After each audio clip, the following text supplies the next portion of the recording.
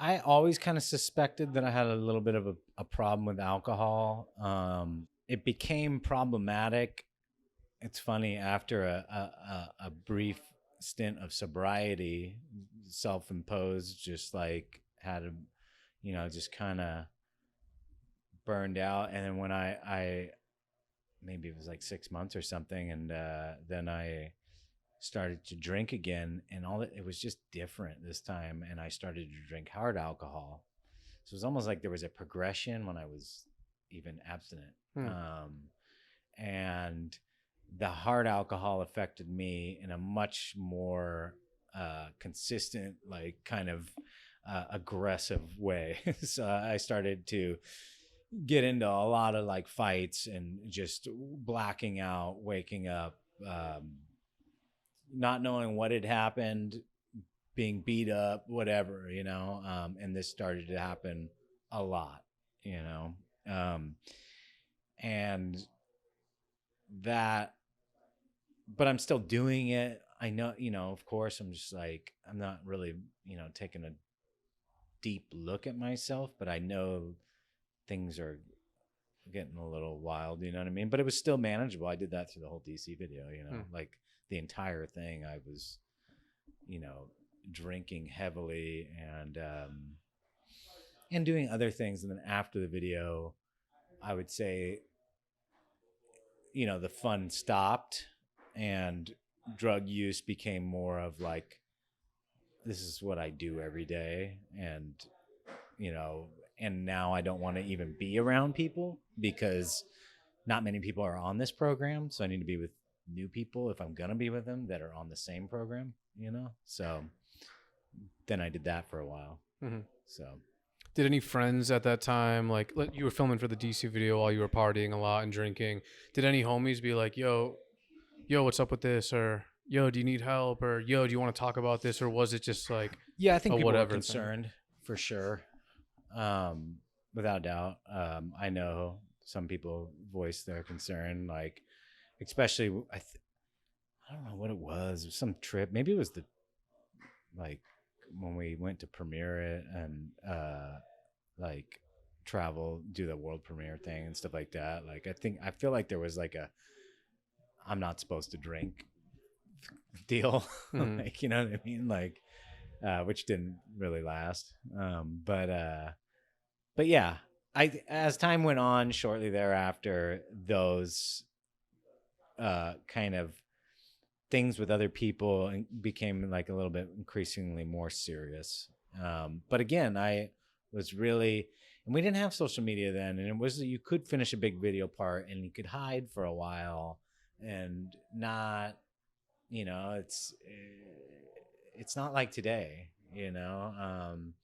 so, after finishing that DC video, it was like the perfect storm for someone like myself, like, where it's like, that's the best I've got. I've finished that. What now? But the checks are still coming in, and I have a substance abuse problem, and I have a ton of time and freedom because the money's coming in. I'm not gonna say no to that shit.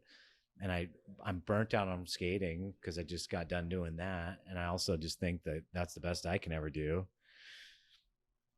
So I just smoke fucking crack for 2.5 years. You know what I mean? 3 years, like that's just what happened. And yeah, and so, and I was able to kind of get away. I don't think you can get away with that this day and age. Yeah, people want to see skaters producing. Yeah, you have an Instagram too, and it's like, or and most everybody does, and most all the companies want to tap into that, and see that that's active, and you got to be doing shit every day, and it's just like you could just disappear back then. Yeah.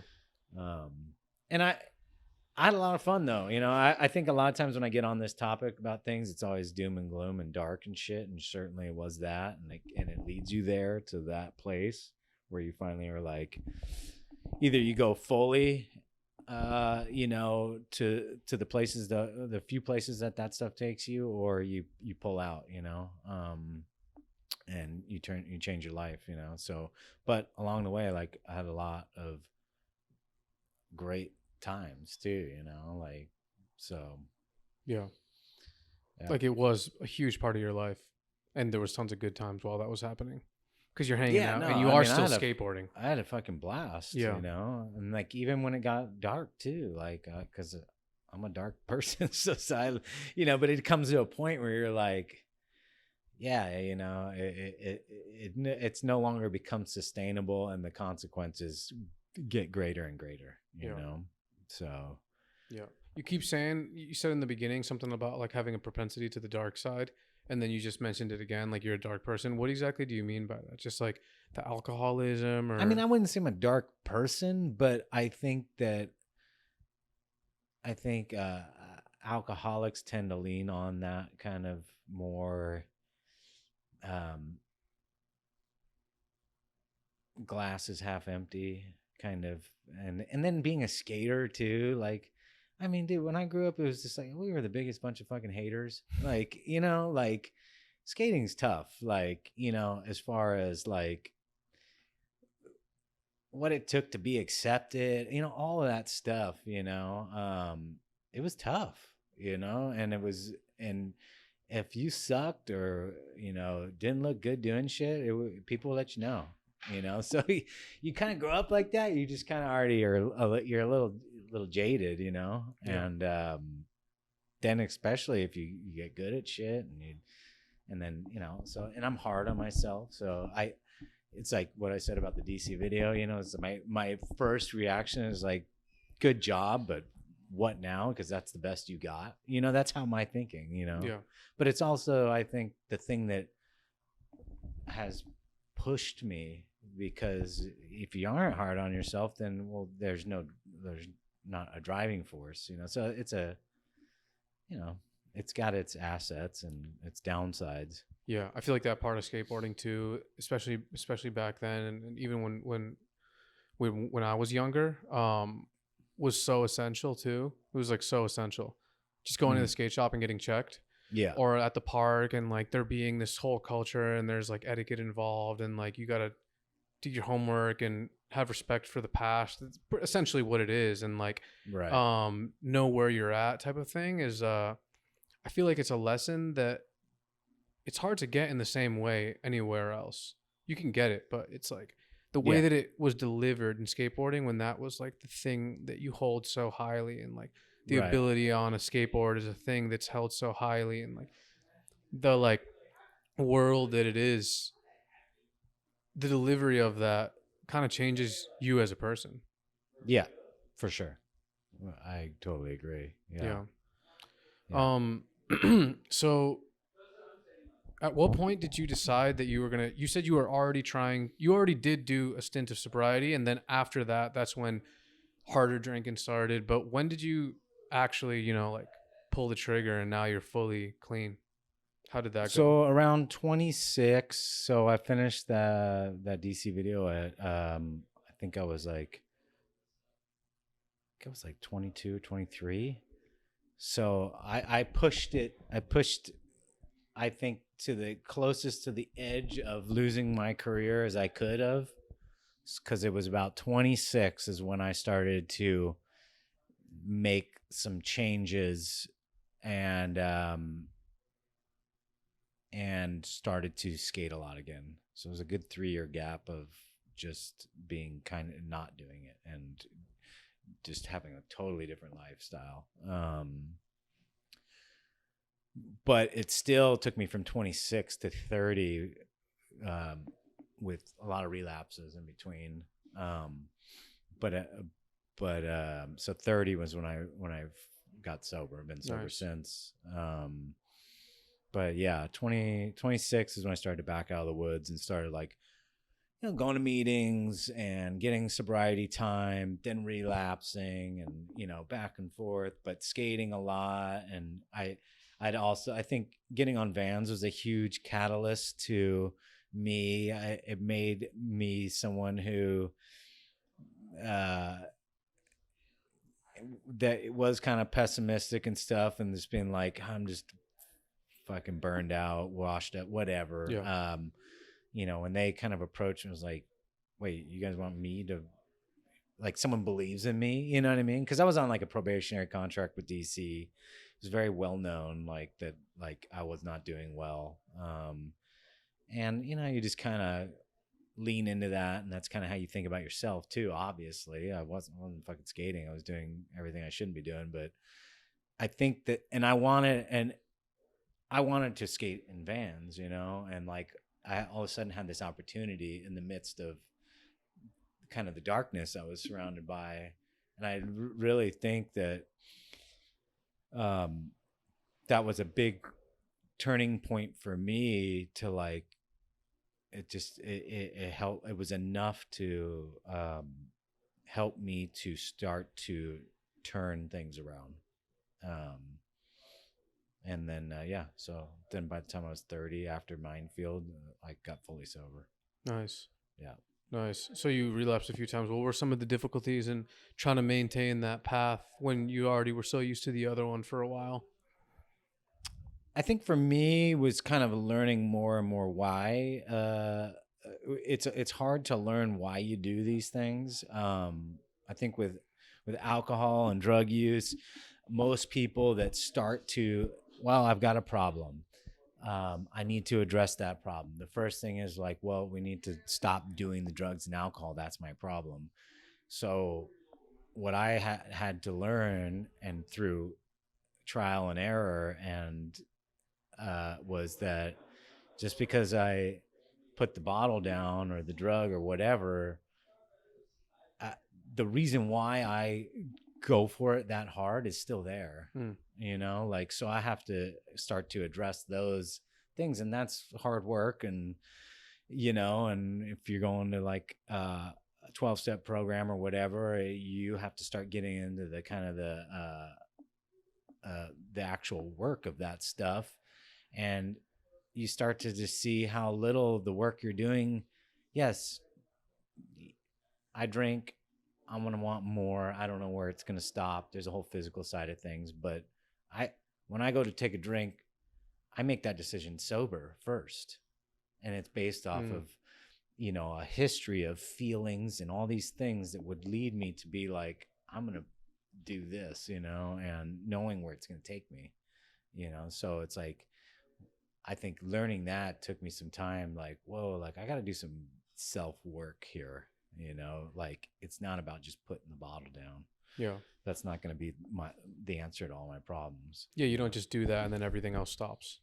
Yeah, no, like, yeah, like through sobriety, I was really realized how big my problem was. Once I got sober, like, fuck, I feel crazy. Like, you know, the alcohol and drugs were the answer to a lot of my problems, you know, until they created ones that were bigger than the reasons why I drank, you know. But yeah. So it's been how many years? 16 now. Oh wow, I nice. think, yeah. Nice. And how do you feel? Do you feel like are there like, oh, I want to drink? If let's say you walk by a bar, is there any of that? Is that gone? No, that obsession has been removed. Once in a long, you know, while, few and far between, you can go down the rabbit hole of like, you know, partying or thinking about a certain time or whatever, and you can, you know, but man, it just seems like a lot of work. Yeah. You know, like I was just like, I look back, it's like a different person. I'm just like, I don't even know how I did a lot of the things that I did, and went to a lot of places that it takes you, and like did that day in and day out. It's just fucking exhausting, you know. But the whole like other side of things, like that's a constant, you know. I still go to meetings, you know, like I still need to, you know, seek a better perspective than the one that I produced just solely on my own, you know. So it's still sobriety and all of that stuff. Self work is still something that I got to show up for, you know. Yeah. Yeah. So you talk about how you were on probation with DC. which actually I was never aware of. And then you were about to get on Vans. I know that I heard in some interview that you would be like, you'd be running for DC, and then after skating or after the video, or whatever, you'd like put on Eras or Authentics or something like that. Yeah. Like, cause you just want to wear Vans. Yeah. Yeah. Tell me about getting on Vans, how that happened. Yeah. So I was, even the DC video. I was like, whenever I wasn't skating, I was walking around in Vans and stuff. And I've said it quite a few times. Like, I look back on that now, and it's lame, because DC was really good to me.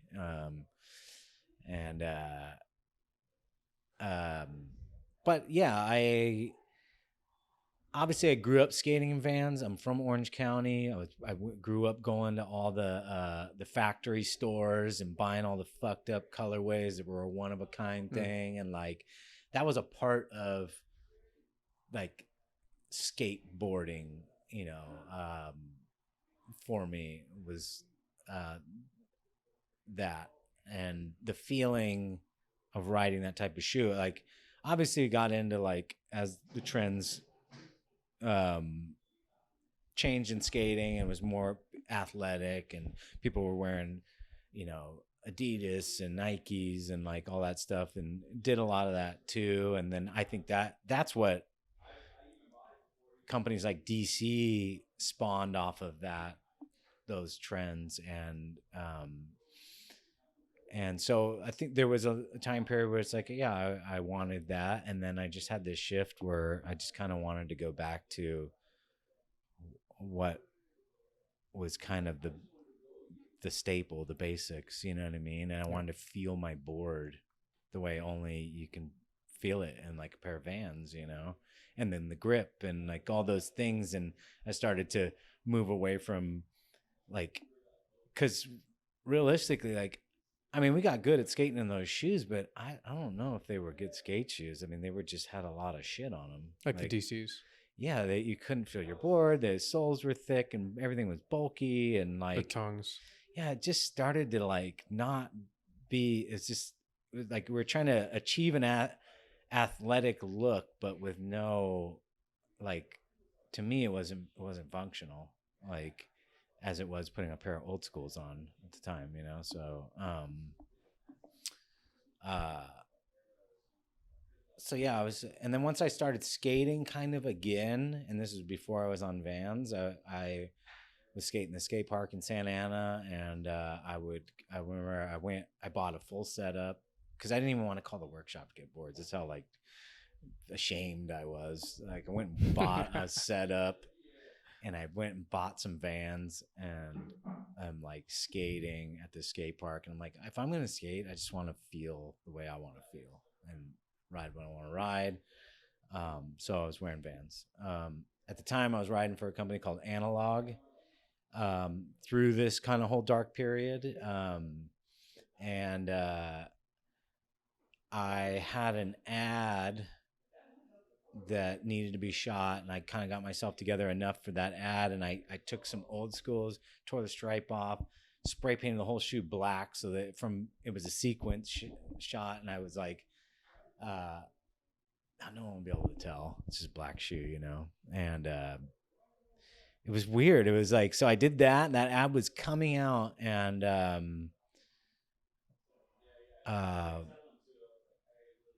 someone from Vans had talked to the team manager at Analog and was like, do you think Abe would be interested in riding for Vans?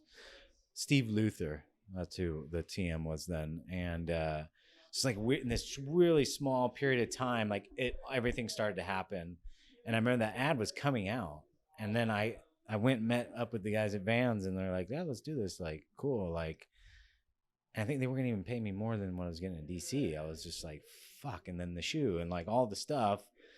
And then I still had some time on my contract, and I called Ken Block, and it's like, hey, I think I'm going to do this thing. And they're willing to, buy out the remainder. I feel like they just let me go. They were probably like, good riddance. Like, fucking, he's your problem now. I mean, Ken was super nice on the phone. He was kind of made a joke. He's like, yeah, I seen the new Analog ad. You're wearing Vans. I was just like, I didn't pull the wool over anybody's eyes. Like, but it was funny. I like literally got on as that magazine came out. And when I shot it, I had wasn't even talking to him yet. You Hmm. know? So yeah, the stars kind of aligned on that. Yeah. So how long has it been on Vans? 20 years. Wow, nice. Yeah. Nice. Yeah, you just put out your recent shoe Ep.2 recently. Hmm. How was it designing that?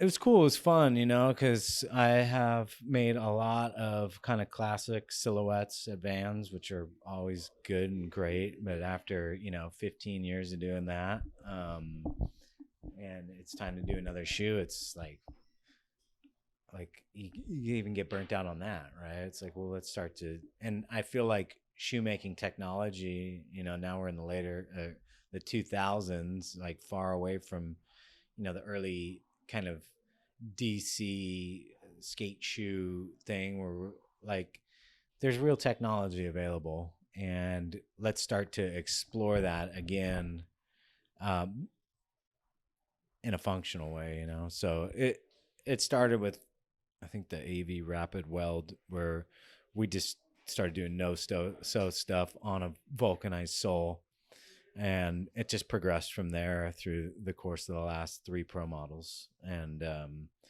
yeah, it's fun just to kind of take a new direction and to try new things and all that. There's more technology in that shoe, right? Yeah.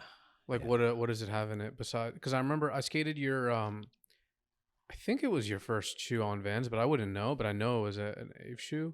Mm-hmm. It was kind of like it looked kind of like a skate low, like a skate mid, but just low.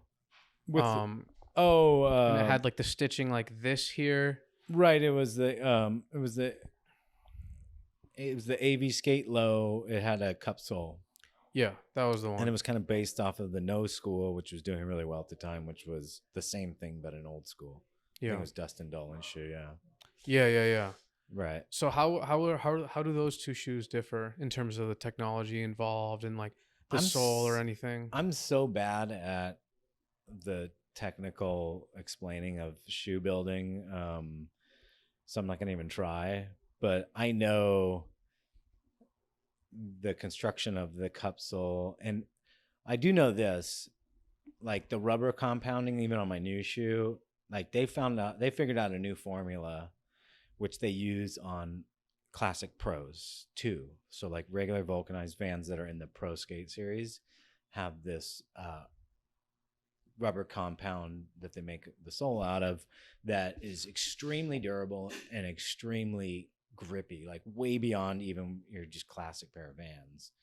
I remember when I first skated the newest classic pros, I was like, dude, these things are fucking gnarly. Like, so it's things like that where it's like technology that works, but you can't see it. Yeah. Where like DC days and all that shit, they were just trying to stick all this shit on there, see it, but like it wasn't there in the feeling of it, you know what I mean? And in the functionality of it. So like where even with classic shoes, there's technologies that are changing and that are new, that your average person wouldn't even see. So that rubber compounds on my sole, which would be a lot different than the first shoe you skated 20 years ago, which was a cup sole, essentially the same thing, So all these little things, as we fucking go down the road, like help, influence like shoe building and stuff like that. So Yeah.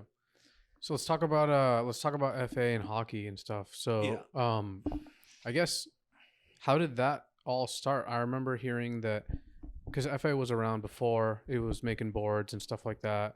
Right. And then Dill kind of called you and was talking about starting a board company.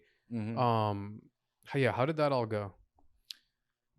Kind of just like that. I think the real starting point, though, even before there was a conversation about it, was, I'm so bad with actual years and dates, but me and Jason had been on the workshop for quite some time. I think we had finished Minefield.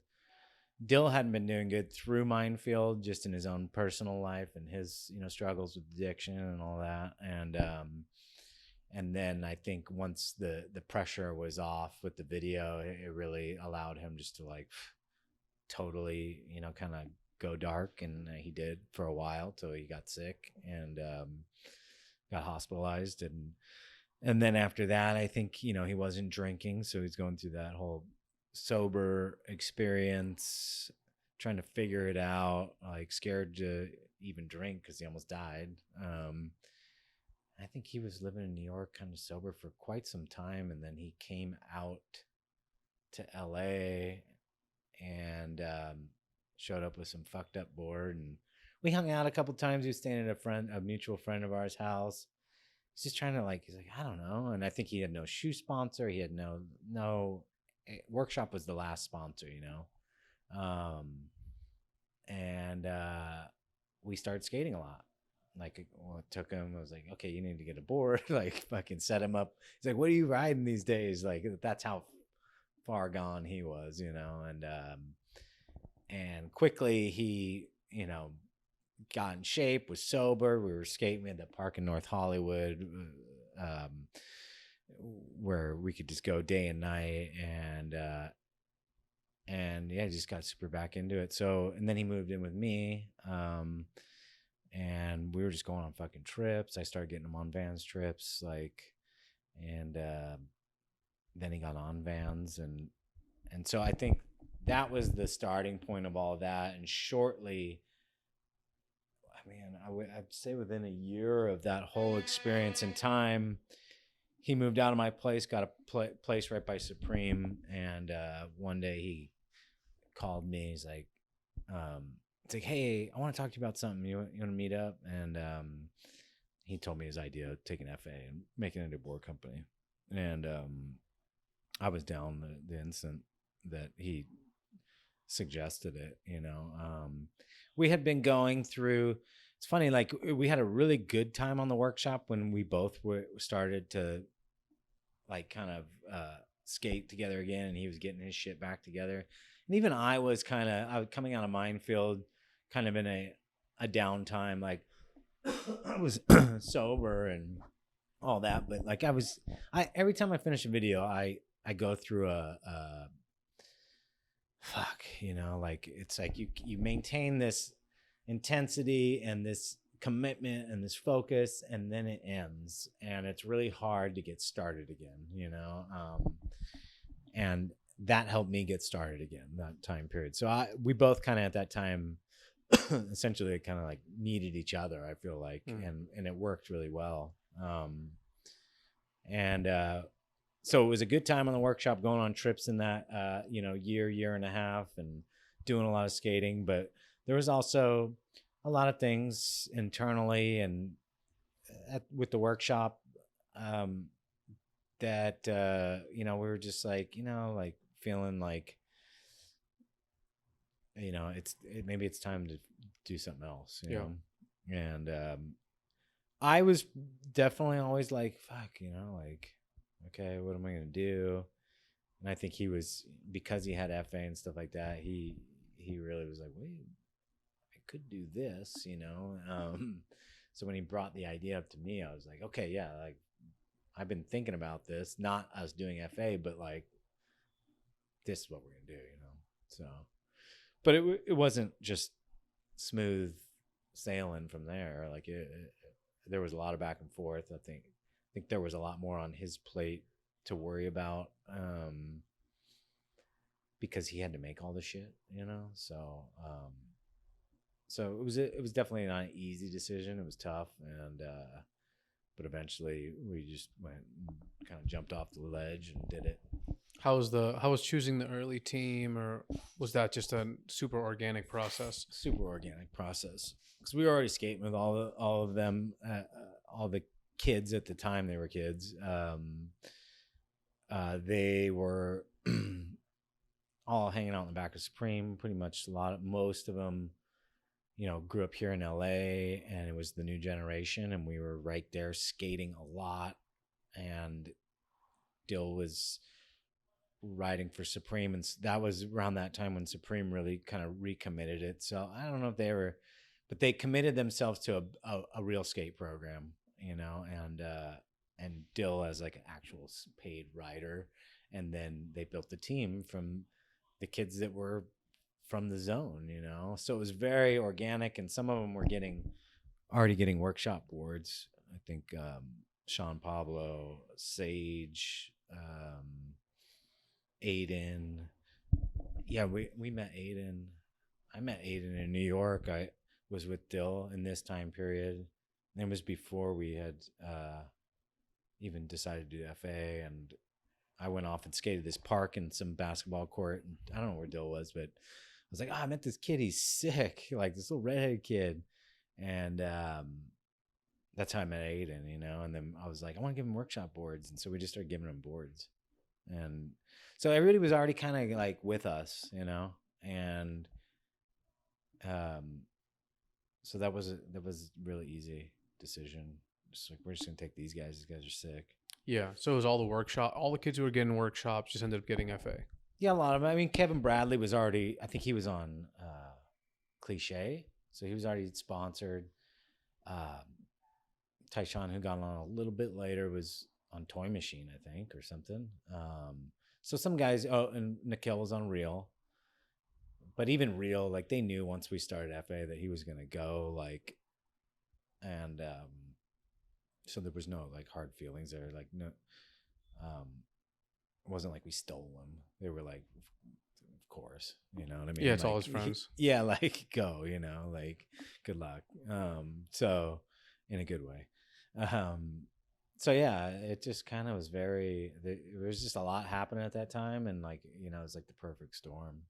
It's crazy the way that the rush I feel like of popularity and backing and everyone's super hyped. Like me watching it from the sidelines too. I'm like, this is great. This is like it's like a breath of fresh air. Yeah, it was for sure, and I knew it would be. I think even for us, you know, me and Dill, like we knew we felt that we needed that, you know, and yeah, for sure. And then you guys started hockey as a side thing, but it was a little bit after, right?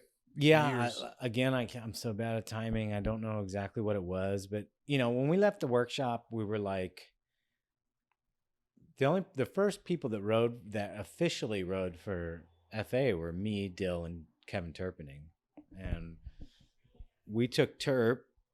I don't even know how we came to this decision making, but I know we most certainly had no intention to do one of those mass exodus, like let's get everybody together and just fucking, you know, leave the workshop and take everybody, you know, like we had a lot of respect for, and still do, you know, Chris Carter and Mike Hill, and you know, the workshop was and Deerdick at the time was still a part of it.